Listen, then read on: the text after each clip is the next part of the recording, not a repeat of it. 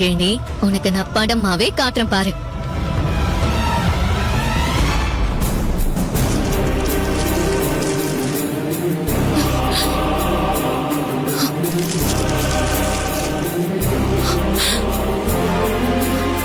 நல்லா பாத்துக்க மகிழ்னி.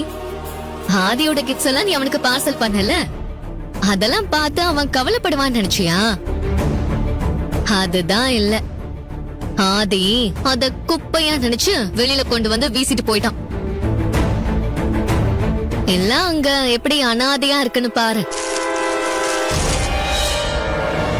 இந்த குப்பையா அனாதையா போற மாதிரி விட்டா நல்லா இருக்குமா என்ன? அதான் இத நானே என் கையால நல்லடக்கம் பண்ணலான்னு இருக்கேன்.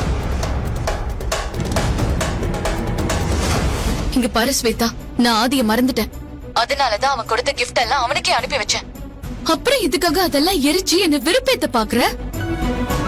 இதுவே பழைய மகிழினியா இருந்தா உன் மேல கோவப்பட்டு சண்டை போட்டிருப்பேன். ஆனா இப்ப உன் மேல எனக்கு எந்த கோவமும் இல்ல. என்ன வெறுப்பேத்துறதா நினைச்சிட்டு உன் டைமை வேஸ்ட் பண்ணிக்காத. போனை வச்சிடாத மகிழ்னி. நீ என்ன நினைச்சாலும் பரவாயில்ல, நான் சொல்ல வேண்டியத சொல்லிடுறேன். இதுல இருந்து நீ ஆதி மனசுல சுத்தமா இல்லங்கிற விஷயத்த தெரிஞ்சுக்கோ.